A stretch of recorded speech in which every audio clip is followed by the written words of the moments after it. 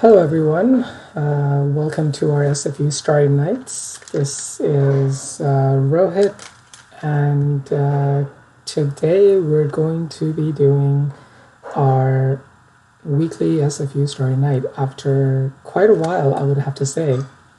So I do have I do have some of my colleagues here assisting today. So I have Ken, who's here from the Royal Astronomical Society of Canada. We also have Indra, who is one of our observatory staff, and we also have Zena, who is the observatory staff as well, who's helping out today. So I want to say, and last but not least, Kyle, who's also assisting today. So welcome everyone. Before I move forward, can everyone hear me okay? Are there any problems?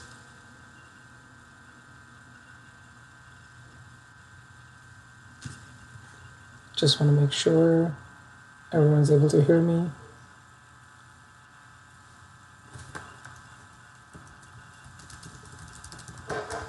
Okay, just gonna check in with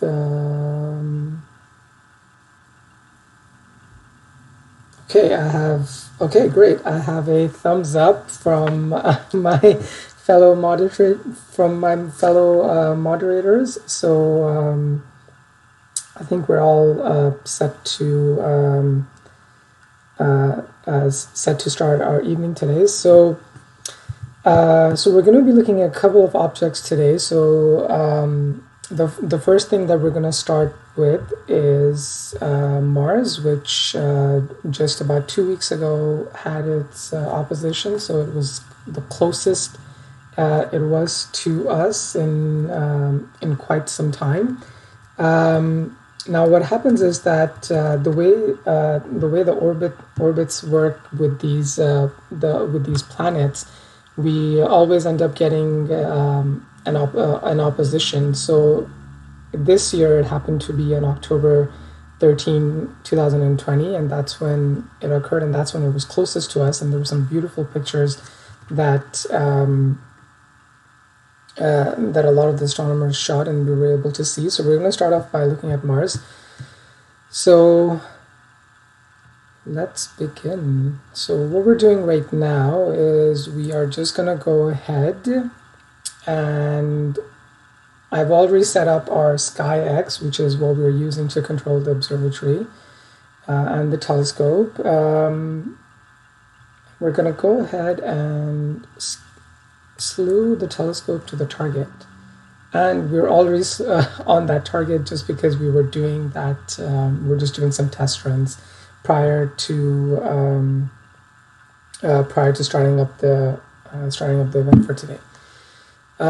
So generally, what would have happened in non-COVID times, we would have had a lineup of people waiting outside, trying to get into the observatory. So trying to get in. But what we're doing right now is we're doing everything virtual, and as you can see here is we are using a software that is letting us see Mars. Let me see if I can try to make this a little larger so it's easier for everyone.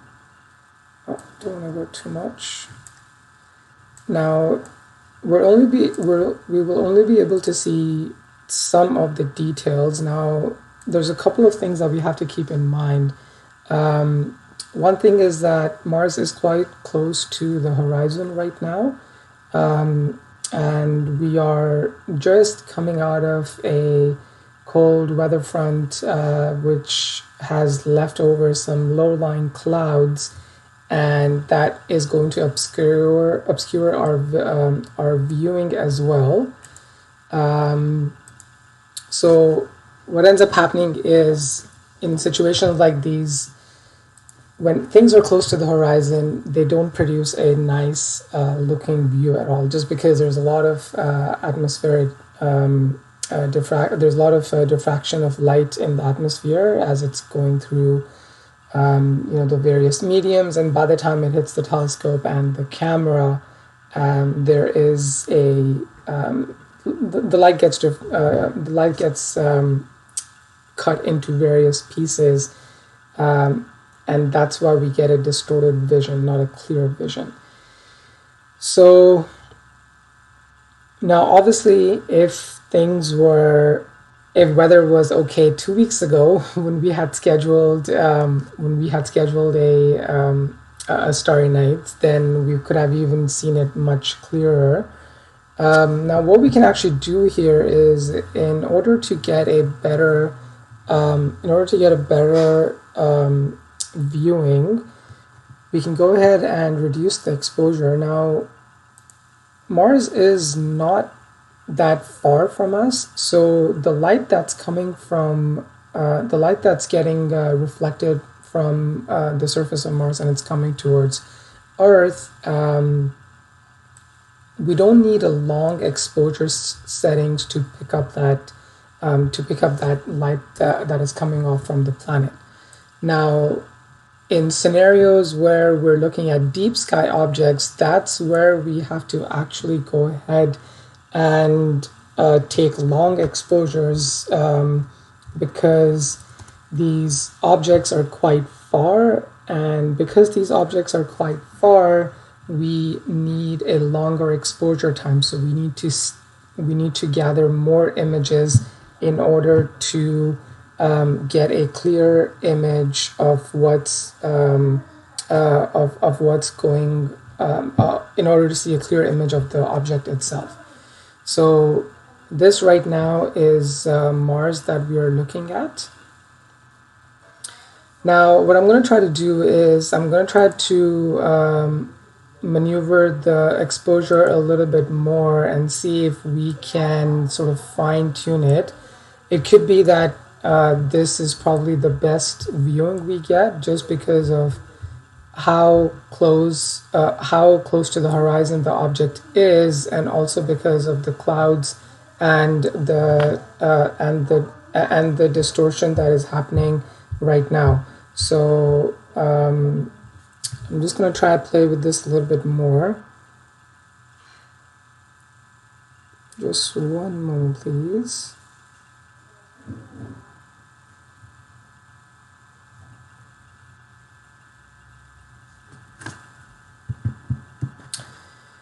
Okay, so let's try to see. Good evening, hello. Okay.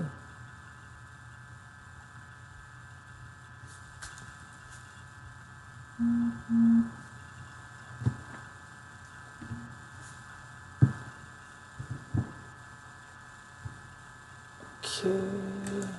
So I'm just getting some help at the same time. So someone just mentioned that I should turn off the live stack. So bear with me. Let's see if that makes it any better.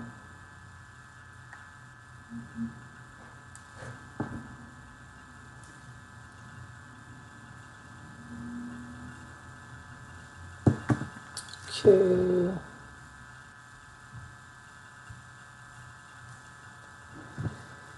Okay, let's see. Let's try to get a nice image of the object. No, I think we're getting too far on there.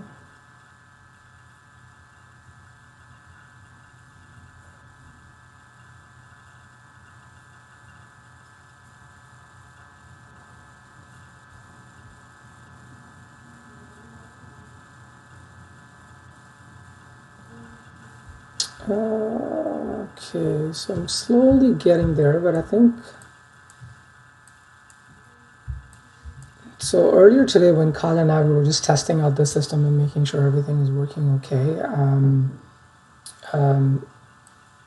we spotted a little bit of the polar ice caps. So try to see if you can get a little bit more detailed out just with the exposure, and see if that's going to be possible with that or not. Okay, let's see on here. So how does that view look to everyone? Is that much better than before?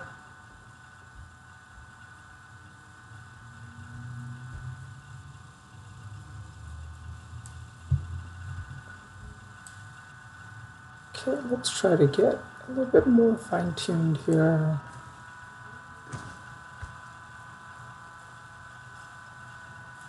Okay. Yeah, I think this is the best we're gonna get. So if we look at our sky X, which sort of gives us an idea on where this object is right now. So this is where Mars is at the moment. And the horizon is somewhere right around this constellation right over here. So it's still quite close, and I think that's partially why we're getting that's partially why we're getting a sort of an obscured, unfortunately, not that clear of a view, just because of the fact that it's so close to the horizon. So that is what we're looking at right now. So right now we're looking at this is Mars itself. Now, a couple of things to note about couple of things to note about Mars is, so there's been obviously a lot of talk about, you know, this must have been, maybe you guys have heard about this in the media as well, where Elon Musk is trying to get everyone on Mars, on going on Mars, as we believe this is a potentially a planet that we can terraform and then have humans at the end of the day living on this planet. So obviously this is sort of something in the future that they're looking at, but it's very cool to hear these things coming out, where they're trying to see if they can find potentially livable conditions underneath the surface of Mars, because on the surface it's not possible. However, below the surface is something that can definitely be doable in terms of having a colony, or then sending out ships to other parts of the solar system. So that's definitely something to look forward in the future, whether it's in the next 10 years or 20 years, who knows, but definitely some exciting things happening on this front. So were there any questions on Mars right now? I'm just going to look at the chat real quickly. So, oh, there's a question here regarding the darker areas. So, can you expand on what you mean by the darker areas on Mars? So do you mean sort of the areas where, is it something where sort of the dust has covered the majority of the surface, and we can't see it just because of the thick layer of dust? Or do you perhaps mean an area which has not been seen before?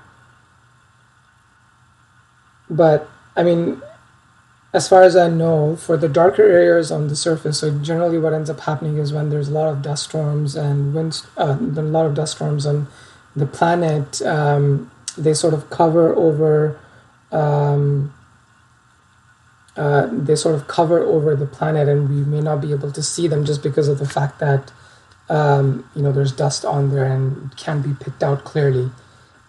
So I hope that that answers the question. Excuse me, were there any other questions regarding Mars at the moment?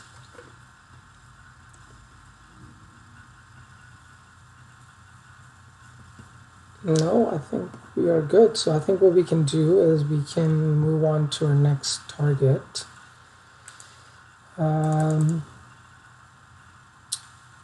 So as I mentioned earlier, Uranus is also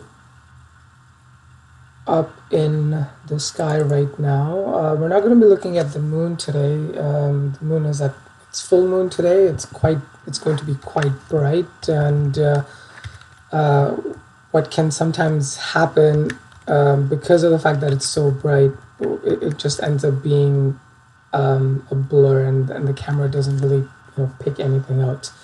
So, but maybe we can try it towards later in the day and see how it fares out. Maybe as it gets a little bit higher, make it better in terms of viewing. But let's try. Let's slew over to Uranus and let's see what we are able to look at today. So obviously Uranus, I'm not sure if everyone knows, but it was discovered in 1781 by William Herschel. And you know, since then it's been known to we now know it to be an ice giant, and it's roughly 4 times larger than the Earth, so quite large in terms of size. And Uranus also has, so like Saturn and also Jupiter, Uranus also has rings around it. And the same thing goes for Neptune as well. So obviously we know Saturn to be quite, Saturn puts on a quite a spectacular show with its rings, but Jupiter, Neptune, and Uranus, they all three have a faint ring system that has been detected by probes that have been able to travel out there and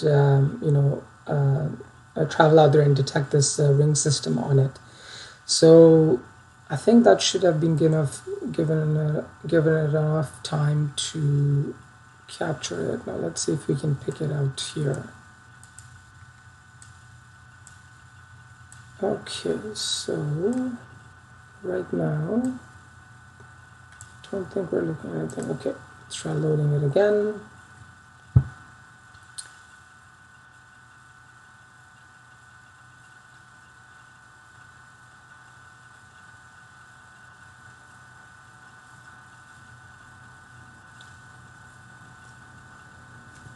Okay.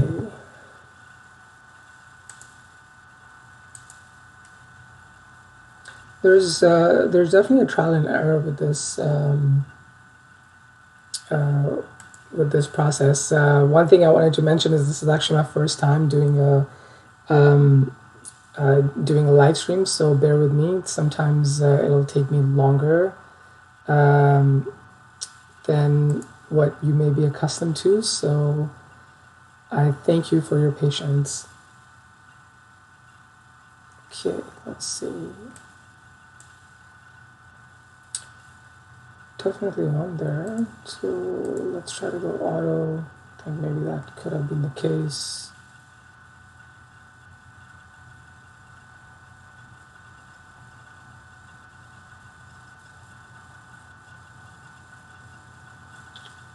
Okay.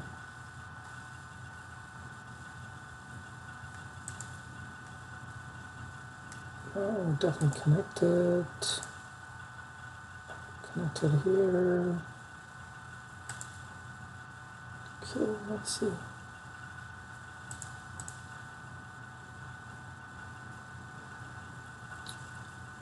Oh, okay. So I can actually see it right here.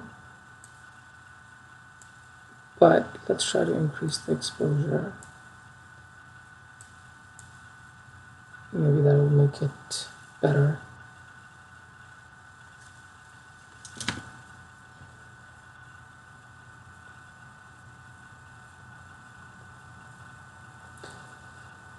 So there's a question in the chat about the ice caps. So the ice caps on Mars, they're on the poles. So there's there's an ice cap in the northern pole, and there's a smaller one in the southern pole as well of the planet.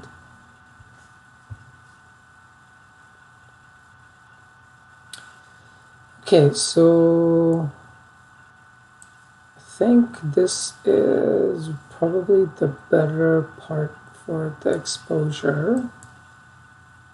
Okay, so I think this is probably as clear a view we're going to get.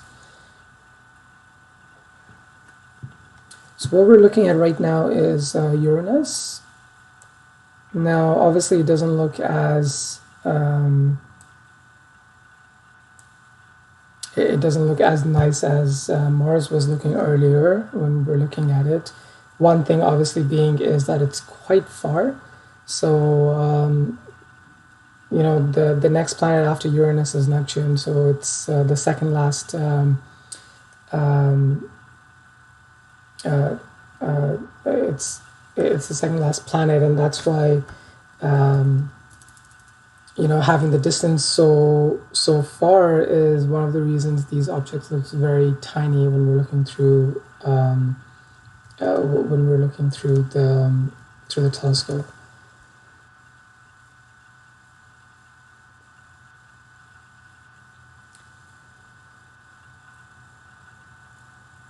Okay, so any questions on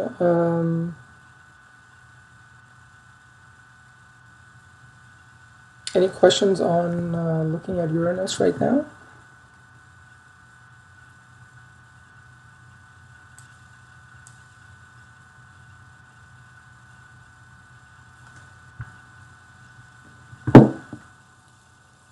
Just gonna make sure that I look at the chat. Just one moment, please.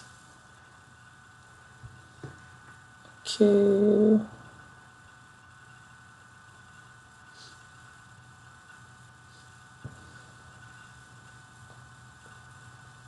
No, I don't think there's any other questions. Okay. So after looking at Uranus, the next target that we're going to look at today is going to be the Andromeda galaxy. So Andromeda galaxy in the constellation is in the constellation Andromeda, and right now it is relatively high up as opposed to the targets that we are observing right now. So this will be a nice view to look at. Now let's go to M31, which we know as the Andromeda galaxy. And we're going to get the telescope to slew in that direction. And what I'm going to do is, so before what we were doing with when we were looking at the planets, when we were looking at the planets, I was using a profile in my camera system which did not need, the profile was set up such that I only needed a small exposure setting, because planets are relatively bright and they're not as far as the deep sky objects. But for objects, but for deep sky objects, what we have to end up doing is we have to use a different profile, and then we have to end up doing live stacking, which is what we'll see right now. And just make sure everything is ready. Okay.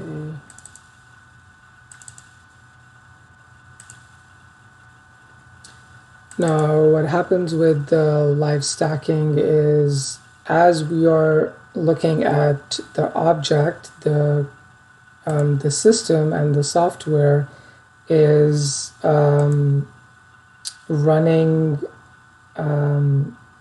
the live stack as well. So what's happening is that it's taking the image of the object and it is subtracting it from our darks and our flats, and based on that, it is producing an image that we can see through the software. So just gonna wait for this. Okay, so we have one frame, so let's see.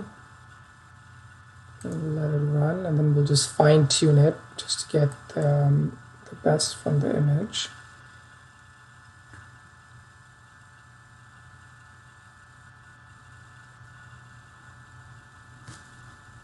Okay, so we're looking at the Andromeda galaxy right now.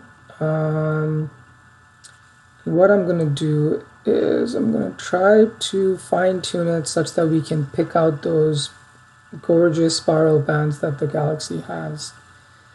Now bear in mind, not the entire galaxy will be able to fit through the view just because of the fact that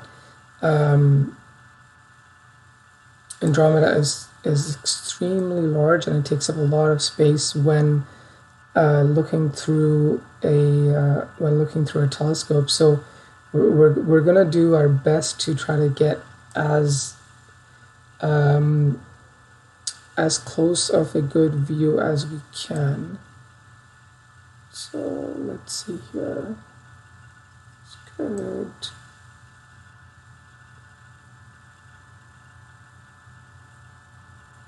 Okay, so I mean, we of course know that we're able to see the core because the core is the brightest, and that is where majority of the stars in the galaxy are. And it's just a matter of playing around with the software. Now, I obviously don't want to do too exposed, so then we just don't even see anything. But I'm going to do my best to get a nice line here. Oh, no, that's too much. That's too much. I got too excited there, but okay. So we can see a little bit of this cloud forming, the clouds and the galaxy clouds right over on this side here. Now remember, as we're looking at this image right now, the frames are being stacked at the same time. So now it's just a matter of getting everything light. Now let's try to get away from this bluish filter. Let's see if that does anything. Oh, it's too much. Okay.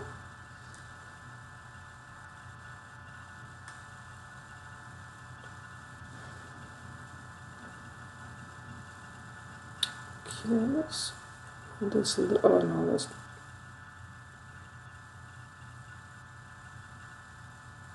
Okay, I'm moving the wrong one. I'm sorry, everyone. It's just part of the trial and error process that we have to use to get the best out of the image.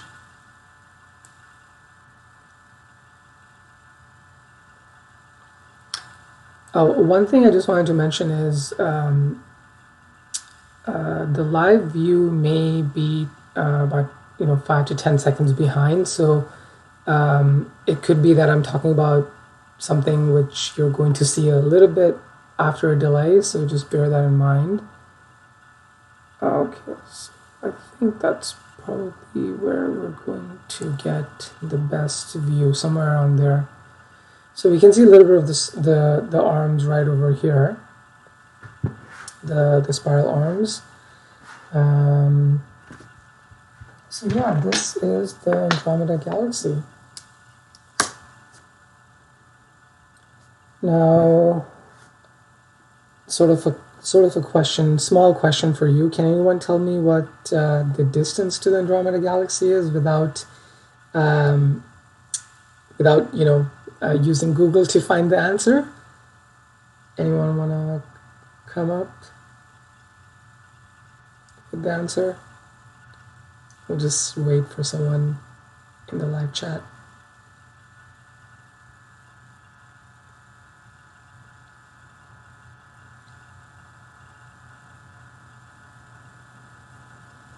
Okay, so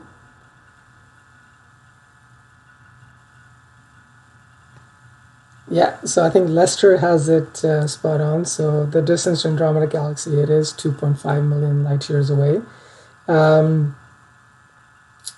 There's a question here. Could you see this object with a regular telescope? Yes, Andromeda is actually visible using binoculars as well. So if you are able to get to a deep if you are able to get to a location which is away from all of the light pollution, and if you don't have any interruption from street lights or car lights or any other light pollution in your area, if you can get away from that, if you can go to a deep sky area, then yes, you can see Andromeda Galaxy with a pair of binoculars, and you can see it with a telescope as well. So, even with a 4-inch reflector, or sorry, a 4-inch Dobsonian, or a 4-inch or even a 4-inch refractor, you'll be able to see the Andromeda Galaxy with that. So it's quite bright. It is very big as well. So that's another good thing about it, and we're able to see it through the telescope and binoculars. Now, there's actually something interesting that's happening in Andromeda Galaxy, and the chat has kind of already talked about this. Now people are already talking about Andromeda colliding with us, but one thing I actually wanted to just talk about briefly is one of the projects that the students at the Trottier Observatory and also the staff we participated in was to map a Cepheid variable in the Andromeda Galaxy. Now, Edwin Hubble, some of you may remember this name, was the person who discovered a Cepheid in the Andromeda Galaxy, and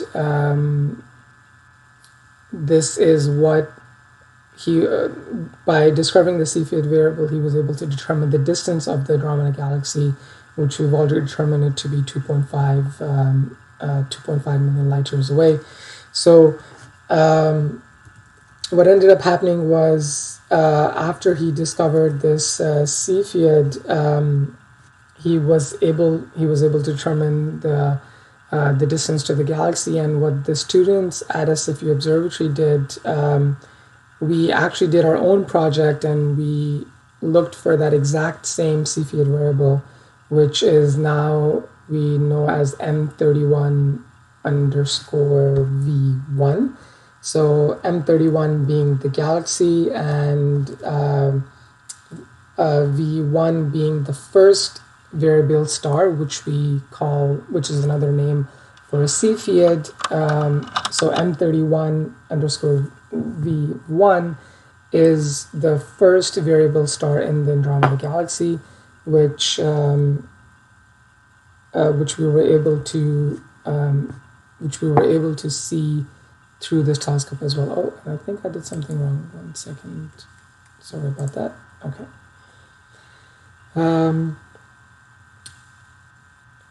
Okay, so this was a project that we did back, I believe, in 2017 and 2018, and a lot of us, we participated in this project, and we were able to take various measurements, and using that we ourselves determined the distance to the Andromeda Galaxy. Now, obviously,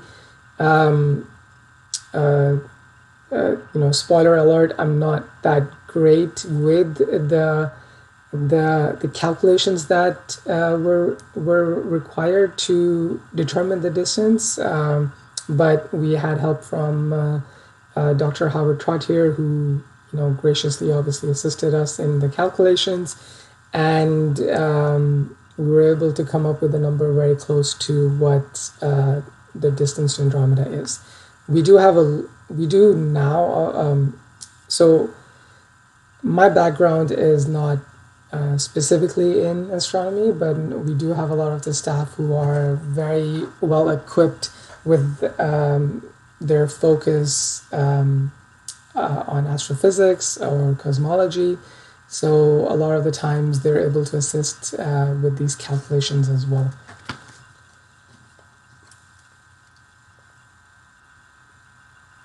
Okay, so I'm just going to look at the chat here and see if there's any other questions.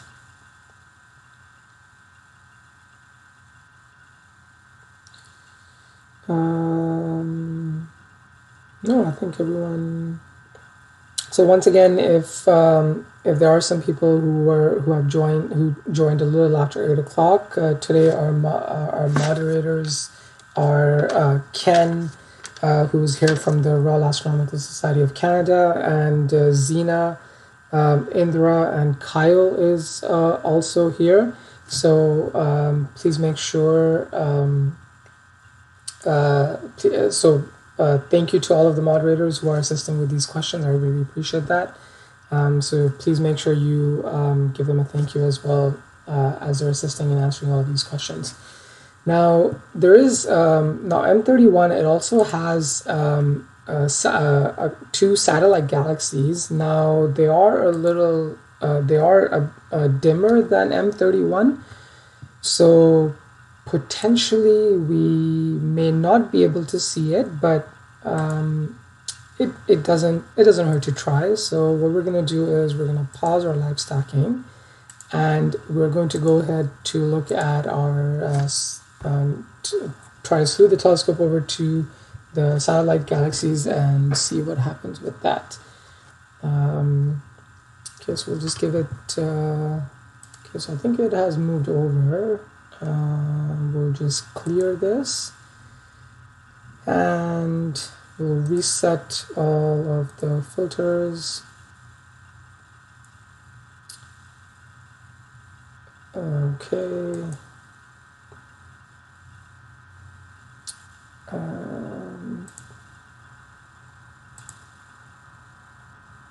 Okay, I think we can go ahead and resume it.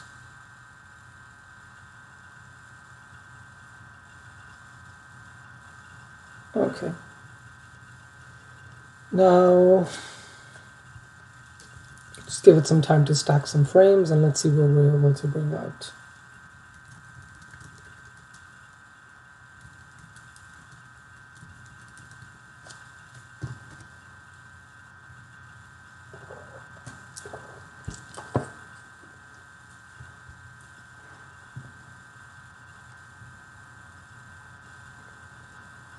Okay, now I suspect that because the galaxy is quite dim, we may not be able to get everything, but we're definitely going to try, and let's see what happens. You know what? No, I think we did get it, because the companion galaxy, so M32, is a different type of a galaxy, and that is why we're seeing a different shape. I'm just going to give it a couple of seconds so it can just stack a little bit of more frames on here.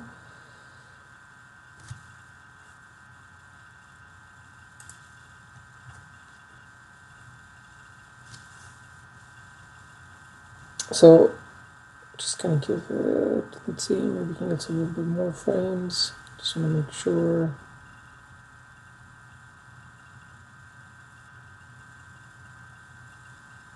So M32 is actually an early type of galaxy, so it hasn't fully gone through its evolutionary.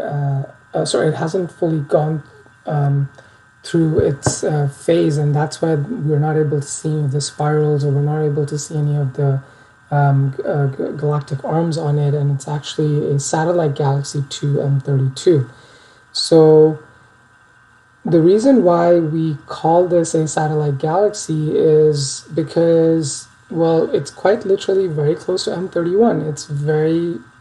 It's in the same constellation, it's in Andromeda. And if anyone is able to see the Andromeda galaxy with a telescope, they will see a small dot like this just on their top left corner. If they're using a Dobsonian, you'll see just a small sort of a dot like this, and this. Because of the fact that it's very close to Andromeda galaxy, we refer to it as the satellite galaxy. Now, what ends up happening with what ends up happening with this object itself is a lot of the times when you're first with your telescope or with your binoculars and you're trying to find Andromeda galaxies, Andromeda Galaxy astronomers or young astronomers, they'll pinpoint M31. They'll pinpoint at M32 and they'll think that this is the Andromeda Galaxy, but it's not. So it's sort of a funny situation when you're suddenly in a a dark sky area, and all of a sudden you think that you found Andromeda, but no, it ends up being that you found its satellite galaxy M32, and you still have to move a little bit towards the top or the bottom, depending on the type of the telescope you have, to find the Andromeda galaxy. So the distance to M32, which is the satellite galaxy for M31, is roughly the same. So it's about I believe it's about 2.6 million light years. I think it's roughly around that much, around that far. So this is this is a great segue because someone just asked in the live chat, how many satellite galaxies, how many satellites does Andromeda have? So this is one of the satellite galaxies that Andromeda has, which is M32. There is one more, which is M110, so M110.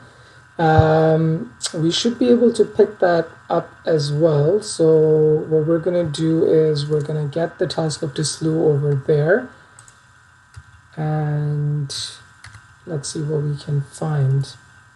Now, before I proceed, I just wanted to ask, is everyone okay with this pace? Am I going too fast, or should I slow it down a little? Is everything okay with that? I'll just wait for someone to say okay in the live chat.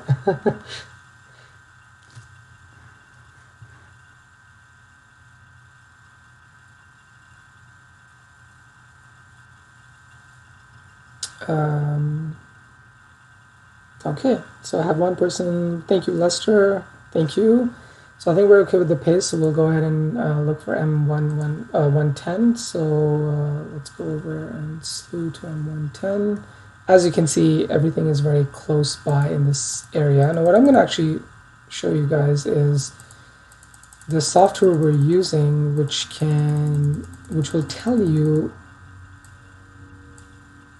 how close these galaxies are. Now obviously in terms of galactical distances, these objects are extremely far from each other, but I mean, you can see how I can, okay, I'm just going to move the telescope right over here, and we'll pause the live stack. So M31 is right here, M110 is right here, M32 is in there as well. So you can see how close these objects are. And that's why when we look at it through a telescope, we see them, we see M32 as having two other galaxies adjacent to it. Okay, so let's try to slew over there.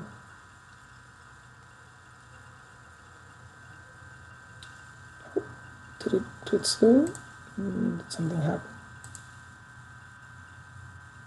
Okay, find slew. Okay, we're there. Okay, so we're gonna go ahead and clear this, and we'll go ahead and start the live stacking again. Okay. Just gonna go through the chat real quickly as well.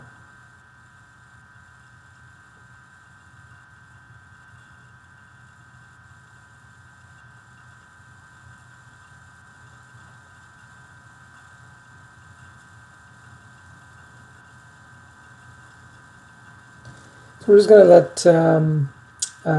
the live stack do its thing and get... Oh, one thing I need to do is reset the filters.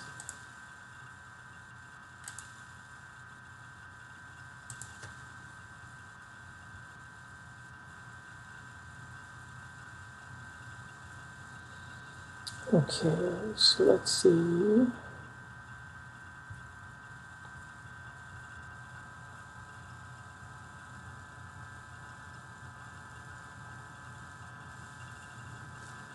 Okay, so let's see what we get here. We're at M110.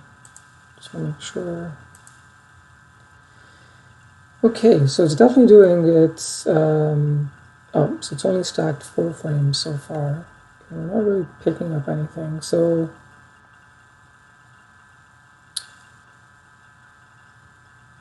this galaxy, it is dim.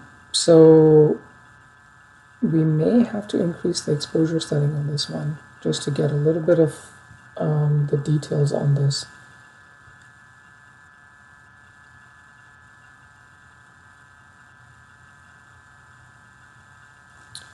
Okay, let's see. I'm just going to increase the exposure settings and reset the filters. Okay. Make sure everything is right. Okay. So while I'm waiting for the frames to get stacked, I'm just going to look at the chat here. There's a question regarding the magnification. Yeah, so because I'm using the camera, magnification is not that important right now. It doesn't really play any importance at this point. Obviously, when we are doing when the observatory was open and when we were doing our Friday night events, we would use different eyepieces based on the object that we were looking at. So it could be that for, let's say if we were looking at Jupiter and we want to, focus in on the bands on the planet, then perhaps we would have switched to an eyepiece which provides us with a higher magnification, as opposed to when we're looking at a deep sky object, let's say the Whirlpool galaxy, which is M45, I believe, then we would have used a lower magnification object. I'm sorry, not M45. Whirlpool galaxy. I'm so sorry, I have actually forgotten the Messier number for it, but I'm sure it'll come to me. So when perhaps we were looking at the Whirlpool galaxy, we would have ended up using a lower magnification eyepiece, just because to get the full galaxy in that field of view. It's M51. Okay, there it is. Okay, M51. So Messier 51 is the Whirlpool galaxy. So yeah, it looks like we're not going to get. Thank you, Ken. I don't know why, for some reason, I thought M45 is the Whirlpool galaxy when I know M45 is the Pleiades cluster. So sometimes it happens. I mean, there are 110 Messier objects, so I'm bound to make a mistake at some point on one of them, or even more of them. So yeah, it looks like we're not getting anything on M110. So I think because of the fact that the object is quite dim, we're not even going to be able to pick up anything. I think the only thing perhaps we can see is this object right over here, but I don't fully think we're going to get anything on here. Oh, maybe if I go a little bit on this way. Let's see. So what we're going to do is we're going to play with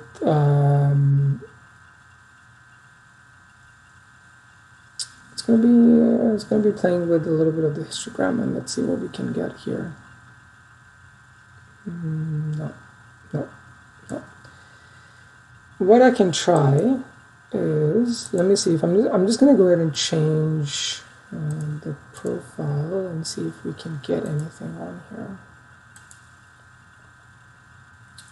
Let's go ahead and load that. Okay.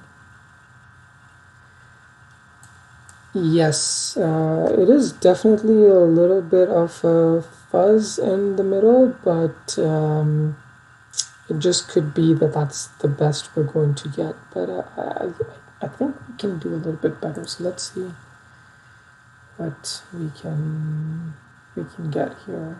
So just bear with me one moment, please.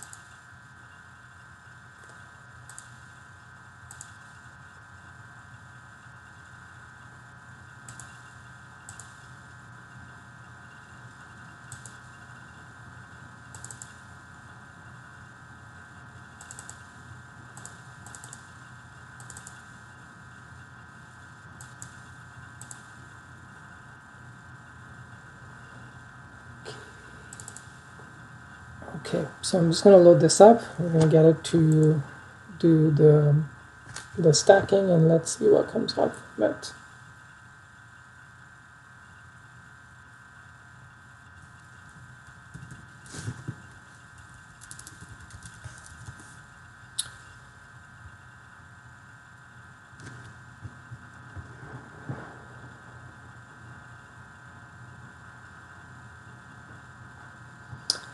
Okay, so let's go ahead and reset this. And let's go ahead and reset this as well. And I'm going to go ahead and reduce the exposure setting, and let's see what we get from this.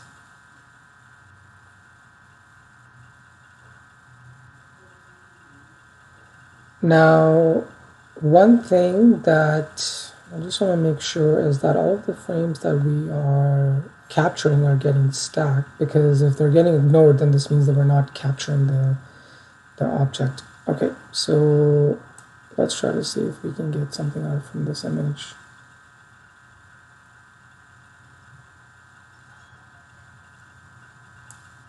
Okay.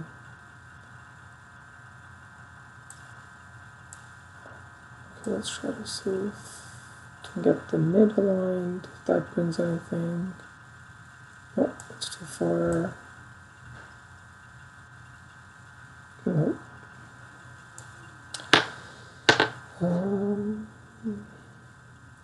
Okay.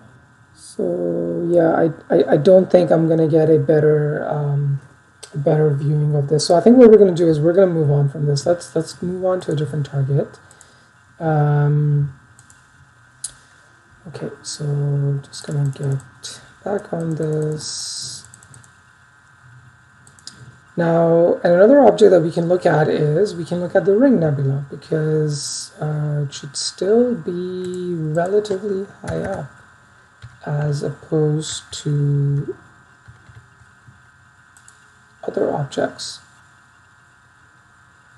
So, Ring Nebula.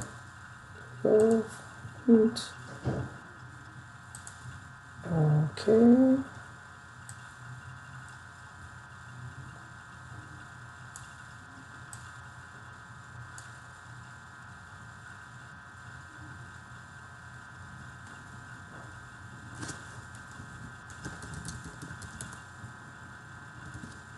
So Ring Nebula is M57. It's in the constellation of Lyra, and I'm just going to wait for the telescope to move over in that direction as well. And while that's happening, I'm just going to make sure there's no questions here.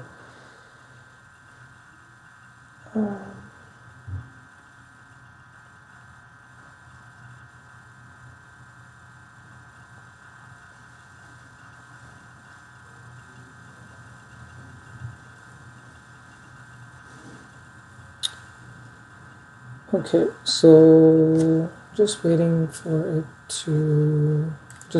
the dome to move over in that direction as well. So I think we're there now.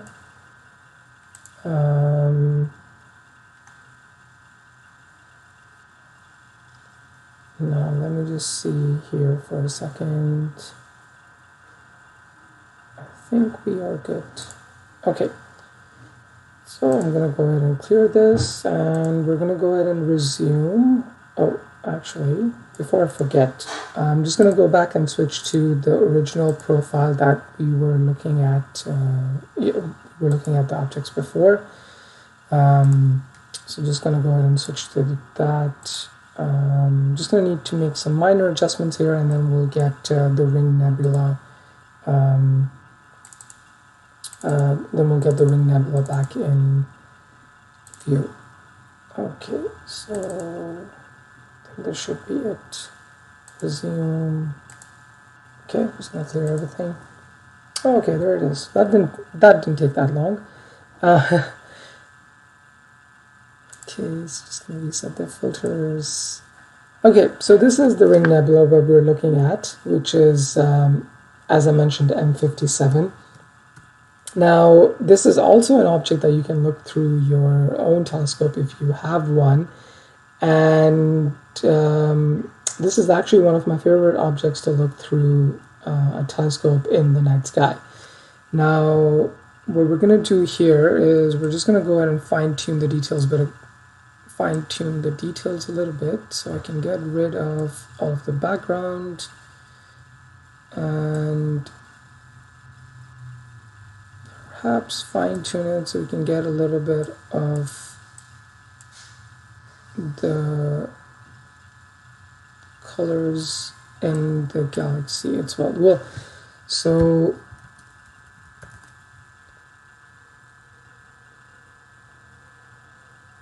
I'm just gonna fine-tune it a little bit more here. Okay, I think that's getting a little bit. Okay, so you got a little bit of blue, and okay, it's getting a little. Oh, okay, it's getting too far.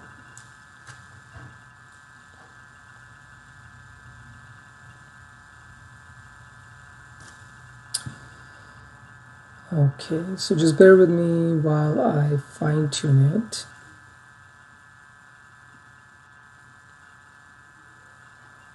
Now, as much as I love sitting at home and controlling the telescope, I mean, obviously I'm in my I'm in my room and it's nice and warm. It's this fine-tuning which takes time. Obviously, when you are outside and at nighttime with your own telescope, you plug in your eyepiece and you direct your telescope in that one direction, and you can go ahead and see what's going on.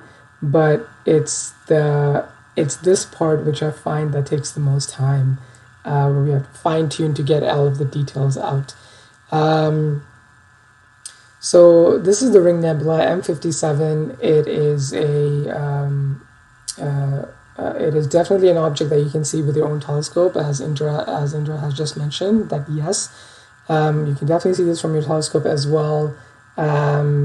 I don't binoculars is not something that this object will be good to look through. I don't even think you'll be able to find it using binoculars, but definitely using a telescope.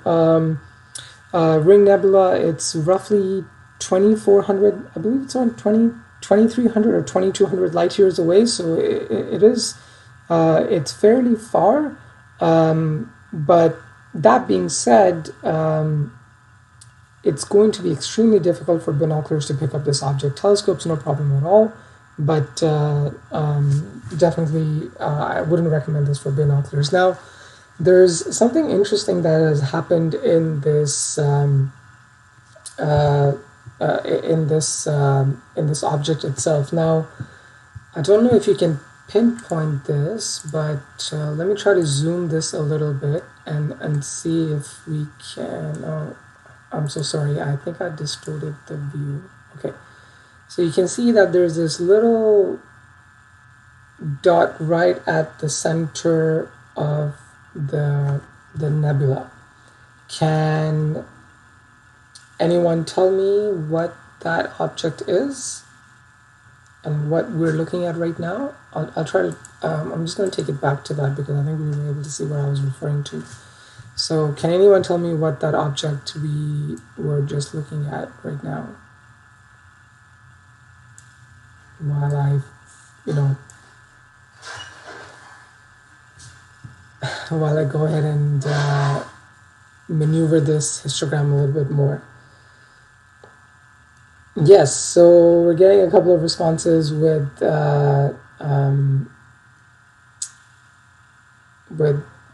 okay, no, it's not the Eye of Sauron, no.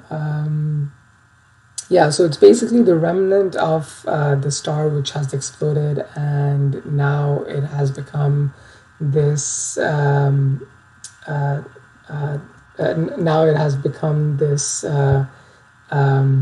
neutron star smack in the middle of the nebula itself.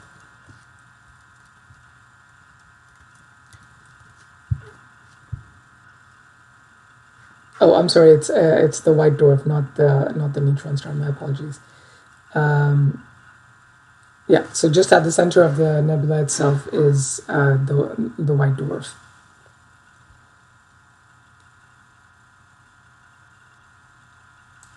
Okay. Now, one thing to really note about this object is that the object is still giving off, because what ends up happening is when a star explodes and the layers, when the star explodes and the layers sort of shed out, all of the inner material of the star gets exposed, and as it gets exposed, the gases are released, and the gases is what gives it this different color that you see in this object itself. Now, can anyone tell me what the red in this nebula represents?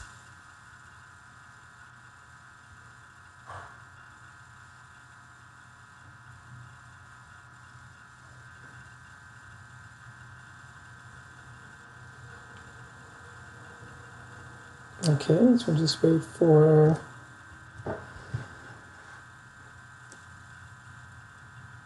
a couple of responses.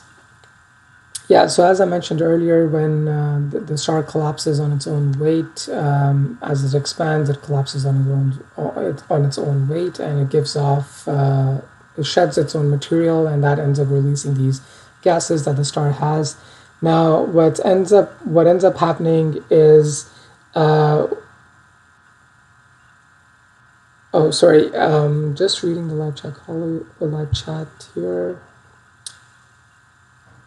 Okay, yeah. So we're definitely looking at some of the hydrogen here as well. And I mean, hydrogen is everywhere in this universe, so hydrogen is definitely there.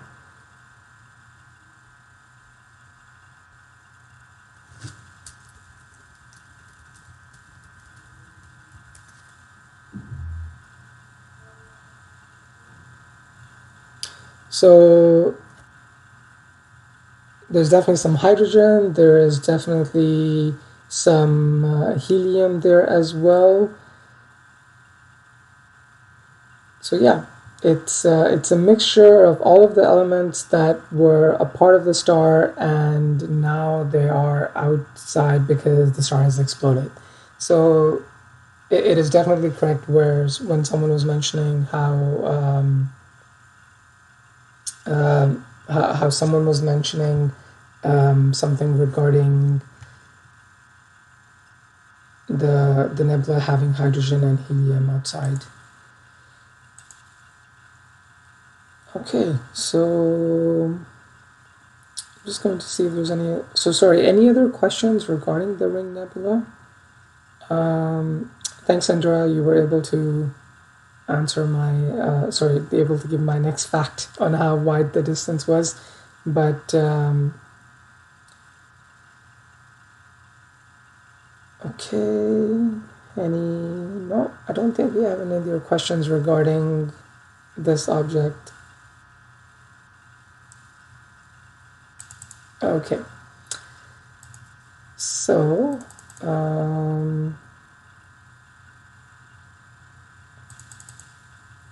okay, so I wanted to see if we could observe M13. Now, I don't know if it's too close to the horizon or not, but we're definitely going to try. So The Hercules cluster is it's M13. It's in the constellation Hercules. It looks relatively low on the horizon, but what we can do is we can definitely see if we can try to get this object under and see if it happens to be there or not.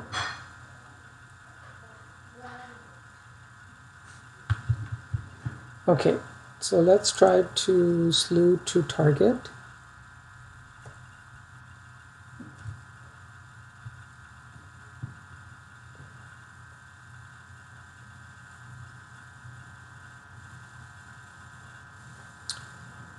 Okay, and what I'm going to go ahead and do is just clear the live stack that we had from before.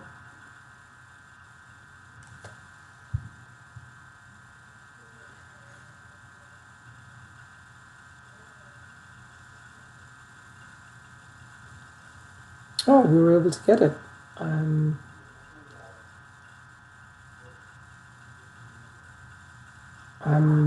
very surprised that we were able to get it, but okay, this is great. So let's try to refine this object and let's see if we can get a better viewing of it.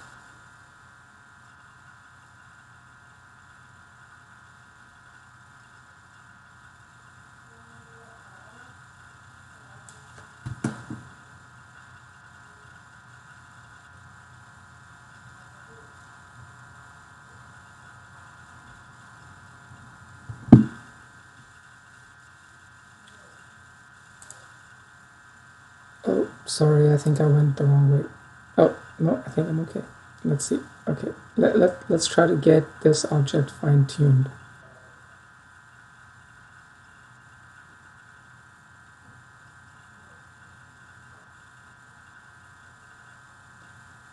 Okay, so one tip that I got was to align all of these curves. So I'm gonna see how that wrong way.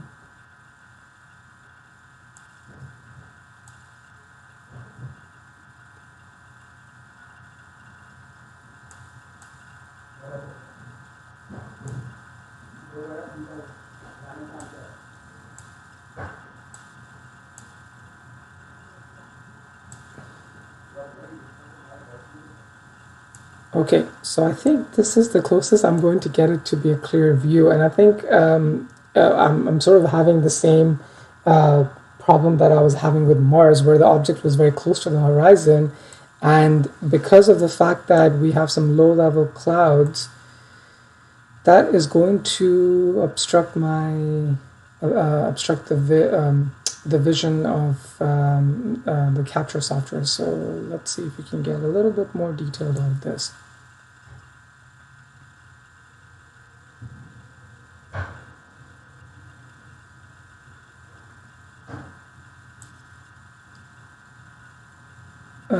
So the core of this globular cluster, so we refer to this object as a globular cluster. The reason being is that there, as you can see, there's so many stars in this one area. I mean, the core of this object has roughly 500 to 100,000 stars in a compact spot, and they're mutually held together with their own gravity.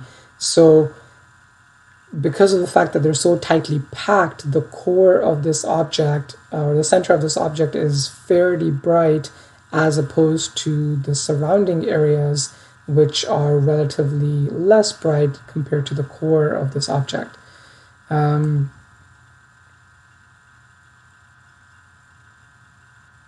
So yes. Oh yes, thank you, Kyle. I think Kyle definitely answered my. Oh, sorry, Kyle just commented on the number of stars over there as well. So yes, thank you, Kyle. Okay, so let's see how I can tune this to get a better view. Is that any better? No, I think I made it worse. Okay, we're just gonna go back to where we were before because I think that was giving us a better that was giving us a better viewpoint of this object as opposed to what we were getting before. No.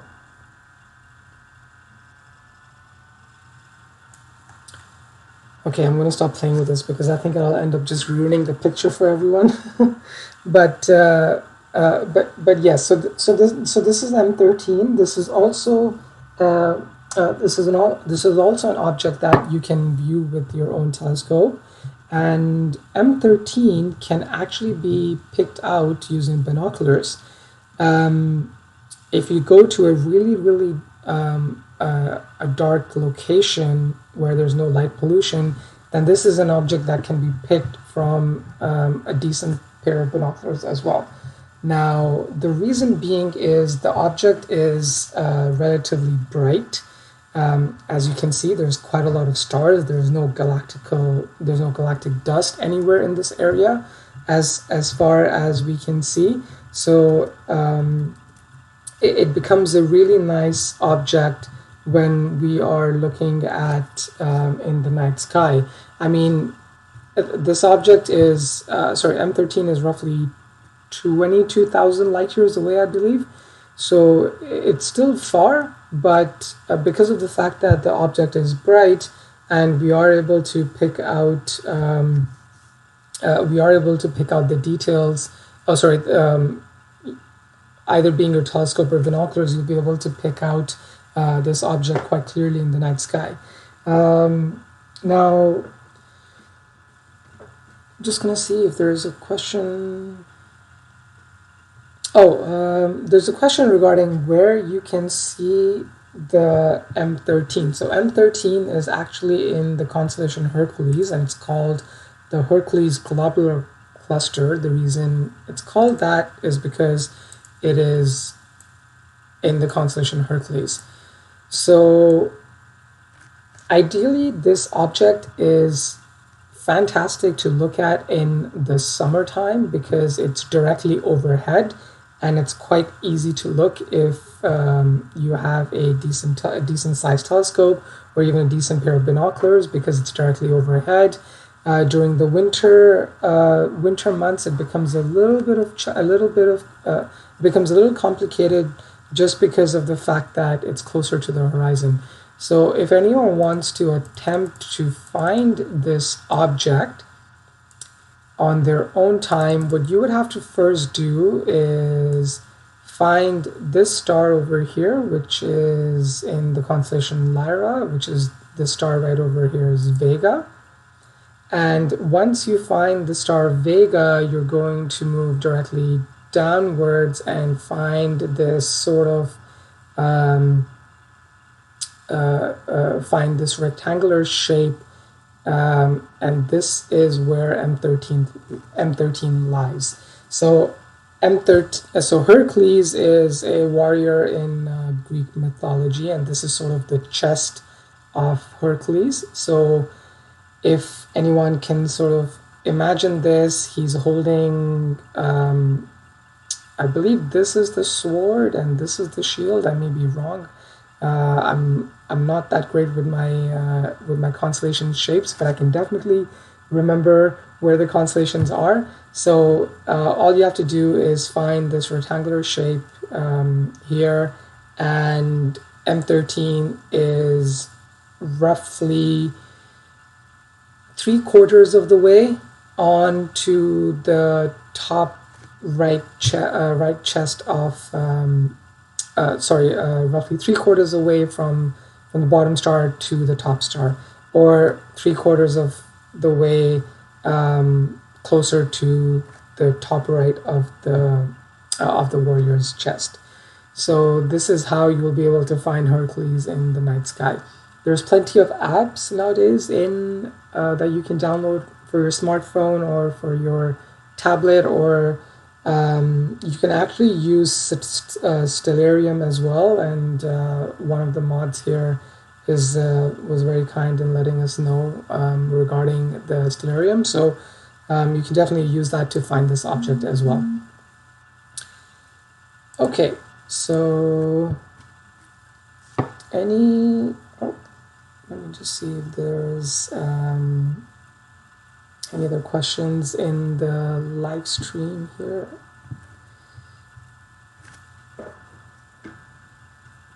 Okay, so let's go back to looking at the object. I'm gonna see if I can play around with it a little bit more. Oh, this actually clears up a lot of the background noise, so I think this was better. Someone is asking about the apps. What I would suggest, there's so many apps, to be honest. I don't have one specific which I use. There's also there's also one that you can use. I think Google has one. It's called the Google Scam app. That's one. There's a Starwalk. Starwalk is one. There's Sky Safari. There's so many apps that one can use for their smart devices to find to find constellations and find the objects itself.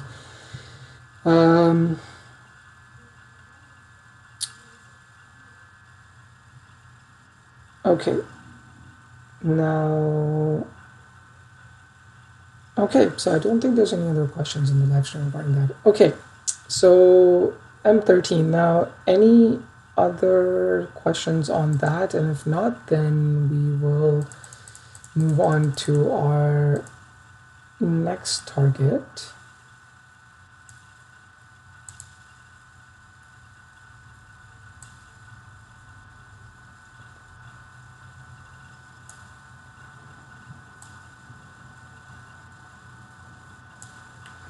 Okay, so there's actually another cluster that we can look at, which is M3. And I think we should be able to see it if I'm not mistaken. So let's see.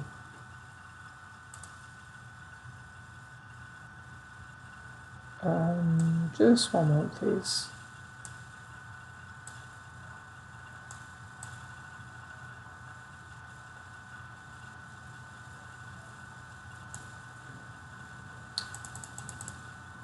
Oh, I have a feeling it may have set. Okay. You know what? I'm going to try to slew to it and let's see. Yeah, so I think it has set. I think that's why we're not able to see it. Okay, that's unfortunate. M3 is a really nice object to look at as well. There's another cluster in Pegasus, which is adjacent to Andromeda. Let's see if we can find that one. Okay. I think it's called M15, if I'm not mistaken. Let's see if I can find that. Is it in Pegasus? Yeah, okay, I think it's this one here. Okay, let's slew to that. I'm going to clear this and pause.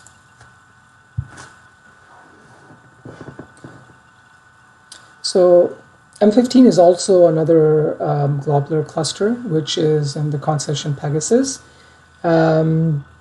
This one, I believe it's around 31 or maybe 30,000 light years away, but it's not as bright as M13, so we're going to have to see how this pans out. Someone asked if we can look at the moon. So the telescope is too bright. Sorry, the moon is too bright right now because it's in the full moon phase, and if it's because of the fact that it's too bright, it can actually damage our lens. Oh, and I think someone just said that as well. So okay, well, thank you, whoever that was. Yes, because of the fact that the object is very close, we're not able to look at the full moon using this telescope. I wouldn't recommend. So if you ever want to observe the full moon, I would always recommend using filters on your telescope because at least that can take away a lot of the light that is being reflected off its surface by the sun. Alternatively, I would recommend viewing the moon during its crescent phase, or roughly the 3/4 phase, where it's half full moon, where you're able to see the dark side and also the light side on the surface.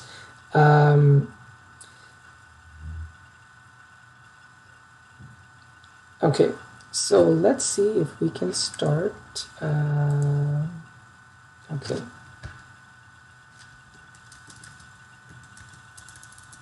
I'm just going to start the tracking and let's see what comes out of it. Oh, I think something is happening. Okay. I think everything's okay.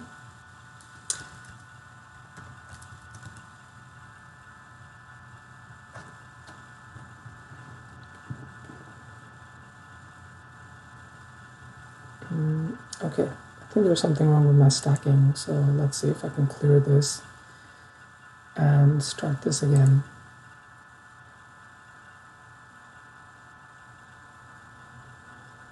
Oh, we got something, that's great.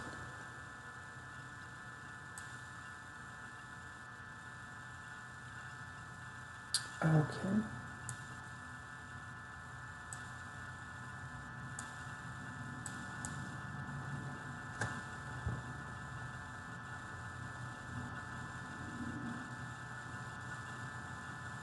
I'm just going to give it a couple of seconds so we can stack more frames, get a better look at the object.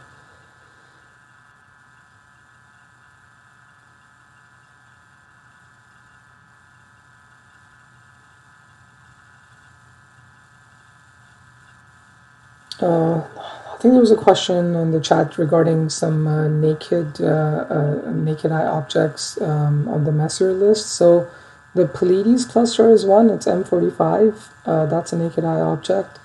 The other ones are quite hard. There is, I believe, a Messier object in M2, in the Big Dipper, which is also a naked eye object, but that you have to get to a dark location. I believe it's M2, although I'm not entirely sure. No, yeah, I'm not entirely sure what. I'm not entirely sure of that Messier object in the Big Dipper, but there's definitely one there. There's definitely one in there.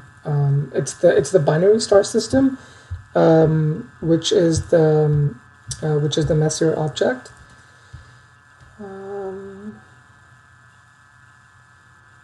So I know one of the stars is called Mizar, but I'm not entirely sure on the other one. I think it's Alcor.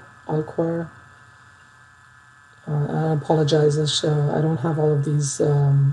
I don't have all of these memorized. I have a star chart that I use, so it just sort of tells me where things are. But that binary star system is also a. Oh, thank you, Kyle. It's Alcor. Okay, so it's Alcor and Mizar, the binary star system, and those are naked eye, and that is a Messier object as well. But okay, back to M15. So this is M15 that we're looking at right now. Now, you'll notice that this is not as bright as M13 that we were looking at earlier. Now, the reason, one of the primary reasons for that is because there are not as many stars in this object as there were for M13. Now, and this is the case for all of the globular clusters in the Messier list. M13 is actually one of the most highly rated globular clusters just because of the fact that it's big, it's bright, there's so many stars in that object, and it gives a really nice image through your telescope. But the other ones, when you look through the telescope, you'll notice they're not as spectacular looking as they would be for in the case of M13, but nonetheless, this is still a nice object to look at. So for anyone asking, this object is in the constellation of Pegasus. Or sorry, for anyone wondering, this is in the constellation of Pegasus. So Pegasus, you start off at about, oh, there it is, right over there. So this is the giant square of Pegasus. If you ever observe Pegasus in the night sky, you'll notice it's quite large. It has these four major stars, which we refer to as the giant square of Pegasus. And if you go towards the left of the constellation, this is where you'll find M13. Okay, so were there any questions regarding, M15? Were there any questions regarding M15 so far?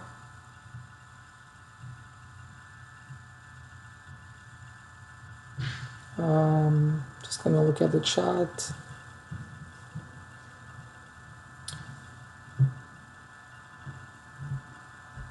Yeah, I would definitely recommend using Stellarium as well. I really like that software. Okay, so someone was asking about Mars at the beginning of someone was asking about Mars. So yeah, so we did get a nice view of Mars earlier, but I still think that because of the fact that it's close to the horizon, we're not really getting a really nice view of the planet.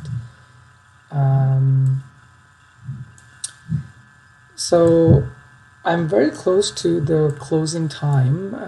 Now, at this point, I just wanted to ask if there was, if someone had any requests or something that we can look at before calling it a night for today.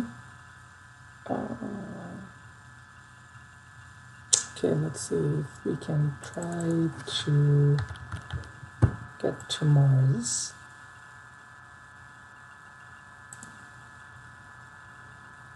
Okay.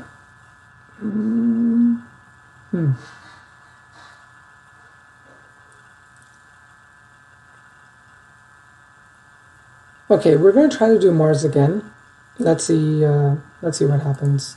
The other thing I forgot, and it's pretty important. I mean, we've sort of discussed about the full moon since the start of our Starry Nights. The full moon plays a big role in the amount of light the telescope collects. As I had mentioned earlier, the full moon it's bright.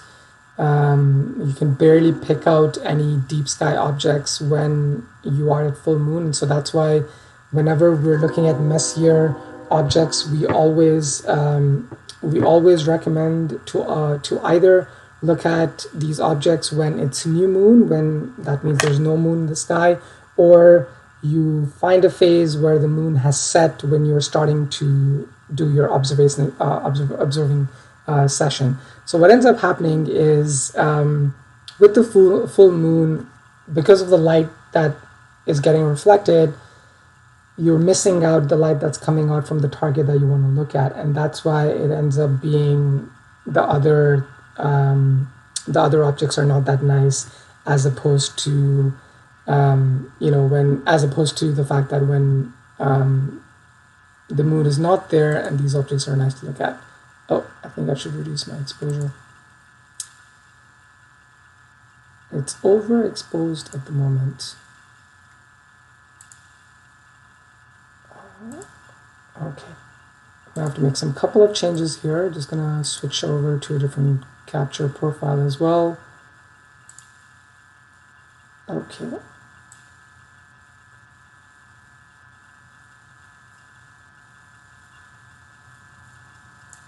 Okay, so there's Mars.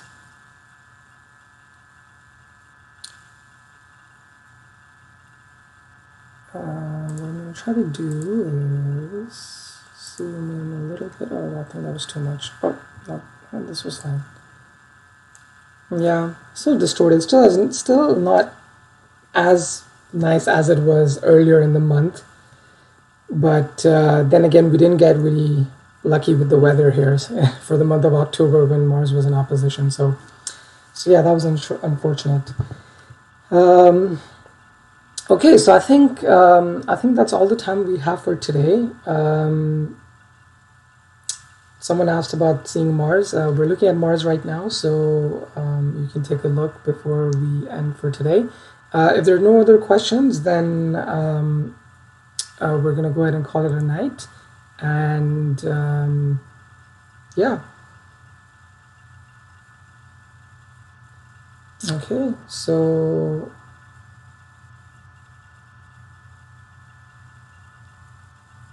I'm just going to wait to see if there's any other questions. Okay, no, I think we're good. Okay, well, thank you so much for tuning in. I really appreciate this. I once again want to thank all of the moderators who were here to help me out.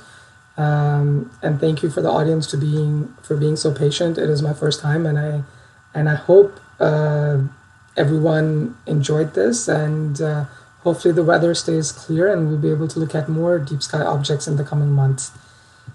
Okay, thank you everyone, and